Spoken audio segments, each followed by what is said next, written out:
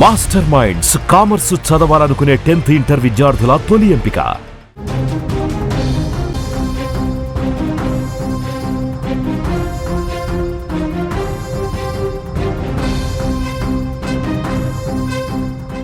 జూబ్లీహిల్స్ ఉప ఎన్నికకు ఆల్రెడీ రాజకీయ పార్టీలు అభ్యర్థుల ఎంపికపై కసరత్తు మొదలుపెట్టినట్టుగా తెలుస్తోంది. ఈ ఉప ఎన్నికల్లో పోటీ చేసేందుకు ఇటు బీఆర్ఎస్ కాంగ్రెస్ పార్టీలో పోటాపోటీ నెలకొన్నట్టుగా కనిపిస్తోంది. బీఆర్ఎస్లో ముగ్గురు కీలక నాయకులు ఈ సీటు కోసం తీవ్రంగా ప్రయత్నిస్తున్నట్టు తెలుస్తోంది.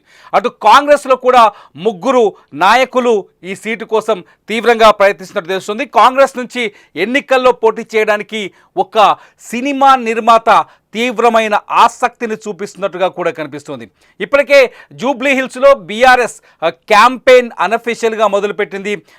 బీఆర్ఎస్ జూబ్లీహిల్స్లో బీఆర్ఎస్ వర్కింగ్ ప్రెసిడెంట్ కేటీఆర్ జూబ్లీహిల్స్లో పదే పర్యటనలు కూడా మొదలుపెట్టారు.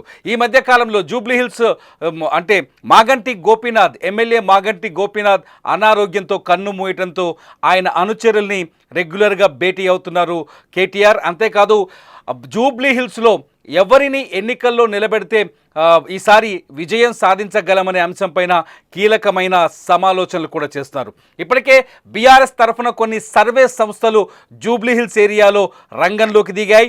డోర్ టు డోర్ తిరుగుతూ అక్కడ సర్వేలు చేస్తున్నాయి. ఏ అభ్యర్థిని నిలబెడితే ఈసారి ఎన్నికల్లో గెలుస్తాం, సీటు కాంగ్రెస్ గెలిస్తే అవకాశాలున్నాయా, ఇటువంటి కొన్ని కీలకమైన 10 ప్రశ్నలతో ఈ సర్వేలు చేస్తున్నట్టుగా మాకు సమాచారం అందుతోంది. జూబ్లీహిల్స్ ఎన్నికల్లో ఈసారి ఎట్టి పరిస్థితుల్లోనూ జూబ్లీహిల్స్ ఎన్నికని సొంతం చేసుకొని అధికార కాంగ్రెస్ పార్టీకి షాక్ ఇవ్వాలనే ఆలోచనతో ఉంది బీఆర్ఎస్. ఎందుకంటే గతంలోనే కంటోన్మెంట్ ఎన్నికల్లో లాస్యానందిత మరణం తర్వాత కంటోన్మెంట్లో సీటును కోల్పోయింది. అక్కడ సెంటిమెంట్ వర్కౌట్ కాలేదు బీఆర్ఎస్కి. కాబట్టి జూబ్లీహిల్స్లోనైనా సెంటిమెంట్ వర్కౌట్ అవుతుందా లేదా అనే అంశాన్ని ముందుగా తేల్చుకున్న తర్వాతే అభ్యర్థిని ఎంపిక చేయాలని చాలా స్పష్టంగా ఉన్నట్టుగా తెలుస్తుంది. జూబ్లీహిల్స్ ఎన్నికల్లో బీఆర్ఎస్ తరఫు నుంచి ముగ్గురు వ్యక్తులు ఇప్పుడు బరిలో కనిపిస్తున్నారు. ఒకరు జూబ్లీహిల్స్ ఎవరైతే దివంగత ఎమ్మెల్యే మాగంటి గోపీనాథ్ ఉన్నారో, మాగంటి గోపీనాథ్ సతీమణి సునీతని ఎన్నికల్లో దించాలా అనే ఆలోచనలో ఉన్నట్టుగా తెలుస్తుంది. ఒకవేళ సునీతను దించితే సానుభూతి వర్కౌట్ అవుతాయి, సునీతని దించాలని ఆలోచిస్తుంది. సానుభూతి వర్కౌట్ అవుతుందా అనే అంశం పైన కూడా సర్వే చేస్తుంది బీఆర్ఎస్. అంతేకాదు రెండో వ్యక్తి మాజీ మంత్రి పువ్వాడ అజయ్ కుమార్. జూబ్లీహిల్స్ పైన ఎప్పటి నుంచో మాజీ మంత్రి పువ్వాడ అజయ్ కుమార్ ఆశలు పెట్టుకున్నట్టుగా తెలుస్తుంది. పువ్వాడ అజయ్ కుమార్ గతంలో కూడా జూబ్లీహిల్స్ టికెట్ని ప్రయత్నించినట్టుగా తెలుస్తుంది. పువ్వాడ అజయ్ కుమార్ ఖమ్మం నుంచి ఆయన ప్రాతినిధ్యం వహిస్తున్నారు బీఆర్ఎస్ పార్టీకి.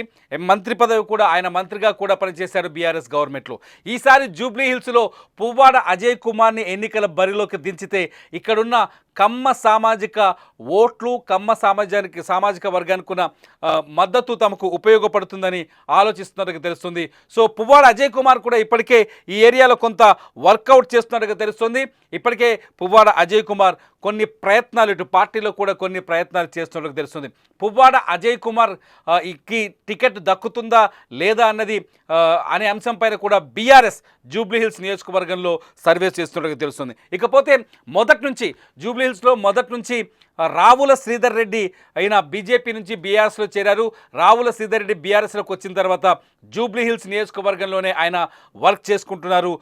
పువ్వాడ అజయ్ కుమార్ అంటే మాజీ మంత్రి మాగంటి గోపీనాథ్తో కూడా రావులకు కొన్ని విభేదాలు, ఘర్షణలు జరిగిన సందర్భాలు అనేక ఉన్నాయి. మాగంటికి పోటాపోటీగా మొదటి నుంచి జూబ్లీహిల్స్లో తన వర్గాన్ని పెంచుకునే ప్రయత్నం చేస్తున్నారు, తన వర్గంతో టచ్లోకి వెళ్ళే ప్రయత్నం చేస్తున్నారు. రావుల శ్రీధర్ రెడ్డి కూడా జూబ్లీహిల్స్ టికెట్ పైన తీవ్రమైన ఆశలు పెట్టుకున్నట్టుగా తెలుస్తుంది. రావుల శ్రీధర్ రెడ్డికి కూడా జూబ్లీహిల్స్ టికెట్ ఇస్తే ఎలా ఉంటుంది అనే అంశంపైన బీఆర్ఎస్ సర్వే చేస్తున్నది తెలుసు. మొత్తానికి బీఆర్ఎస్ నుంచి ముగ్గురు వ్యక్తులు కనిపిస్తున్నారు. ఒకటి మాజీ మంత్రి పువ్వాడ అజయ్ కుమార్, రెండో వ్యక్తి రావుల శ్రీధర్ రెడ్డి, మూడో వ్యక్తి సెంటిమెంట్ వర్కౌట్ అయితే మాగంటి గోపీనాథ్ సతీమణి మాగంటి సునీత. చూడాలి బీఆర్ఎస్ టికెట్ ఎవరికి పోతుంది. ఇకపోతే కాంగ్రెస్ నుంచి చాలా ఆసక్తికర అంశాలు కనిపిస్తున్నాయి.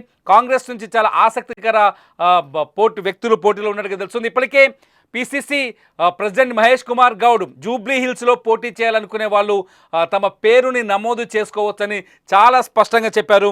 మహేష్ కుమార్ గౌడ్ ప్రకటనకు ముందే జూబ్లీహిల్స్లో గతంలో కాంగ్రెస్ పార్టీ నుంచి పోటీ చేసిన మాజీ ఇండియన్ క్రికెట్ కెప్టెన్ అజహారుద్దీన్ నాదే జూబ్లీహిల్స్ అనే ఒక ప్రకటన కూడా చేశారు. అజహారుద్దీన్ వీడియో మీరు స్క్రీన్లో చూస్తారు. అజహారుద్దీన్ జూబ్లీహిల్స్ గురించి ప్రకటన చేసిన వీడియో. అజహారుద్దీన్ గతంలో పోటీ చేశారు జూబ్లీహిల్స్ నుంచి, కానీ ఓటమి పాలయ్యారు. మాగంటి గోపీనాథ్ చేతుల్లో ఓడిపోయారు. మళ్ళీ ఈసారి తానే పోటీ చేయబోతున్నట్టుగా స్పష్టంగా చెప్పారు.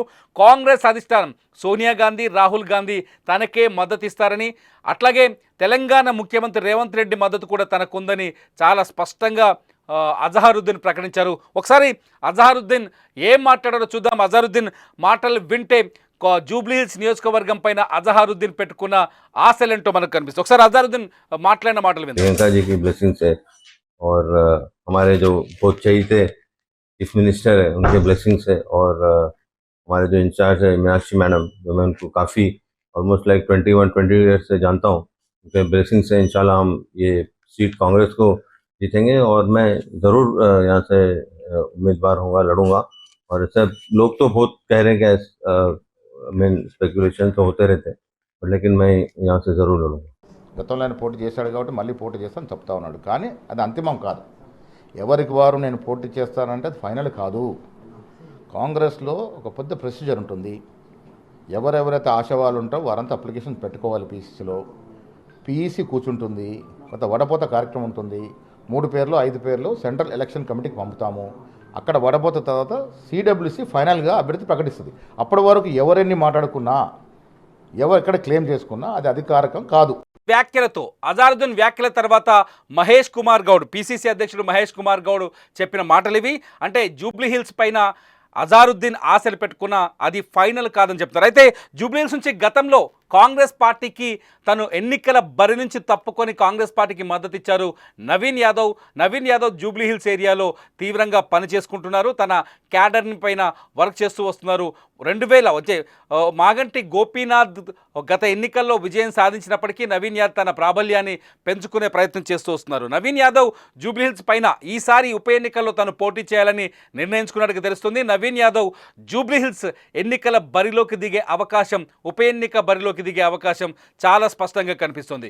నవీన్ యాదవ్కి గతంలో కాంగ్రెస్ పార్టీ హామీ ఇచ్చింది, భవిష్యత్తులో మీకు మంచి అవకాశాలు కల్పిస్తామని. అందుకనే నవీన్ యాదవ్ గత ఎన్నికల్లో జూబ్లీహిల్స్ నుంచి పోటీ అంటే ఇండిపెండెంట్ అభ్యర్థిగా తను పోటీ చేయడానికి ముందుకొచ్చి నామినేషన్ వేసినప్పటికీ ఆ తర్వాత నామినేషన్ని ఉపసంహరించుకున్నారు నవీన్ యాదవ్. సో ఈసారి ఉప ఎన్నికల్లో తనకే అవకాశం కావాలి అని నవీన్ యాదవ్ అధిష్టానం దగ్గర ఉన్నట్టుగా తెలుస్తుంది. ఇప్పటికే Congress party working president, Congress party PCC అధ్యక్షుడు మహేష్ కుమార్ గౌడ్తో పాటు సీఎం రేవంత్ రెడ్డితో కూడా ఆయన టచ్లోకి వెళ్ళినట్టుగా తెలుస్తుంది. నవీన్ యాదవ్ కాకుండా మరొక కీలకమైన వ్యక్తి కూడా ఈసారి జూబ్లీహిల్స్ ఎన్నికల్లో పోటీ చేయాలనే ఆలోచనలో తెలుస్తుంది. అతను సీనియర్ సినిమా నిర్మాత, కీలకమైన వ్యక్తి దిల్ రాజు కూడా ఈసారి జూబ్లీహిల్స్ నియోజకవర్గం పైన ఆశలు పెట్టుకున్నట్టుగా తెలుస్తుంది. కాంగ్రెస్ పార్టీకి మొదటి నుంచి దిల్ రాజు దగ్గరగా ఉన్నారు.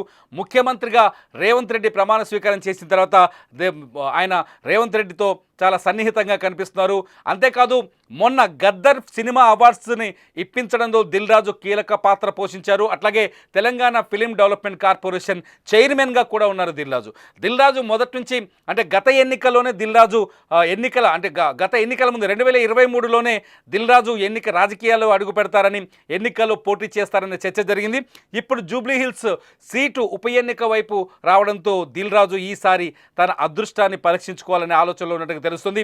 దిల్ రాజు కూడా ఈసారి జూబ్లీహిల్స్ ఉప ఎన్నికల్లో టికెట్ ఆశిస్తున్నట్టుగా తెలుస్తుంది.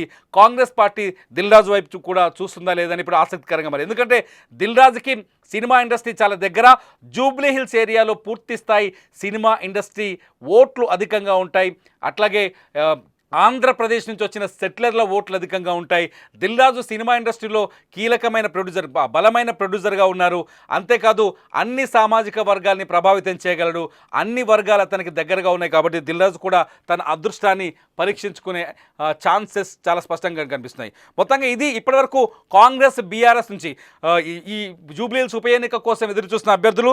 మొత్తంగా జూబ్లీహిల్స్లో ఇప్పటికున్న అప్డేట్ ప్రకారం 3,90,864 ఓట్లున్నాయి. ఇందులో పురుషులు 2,03,406, మహిళలు 1,87,434.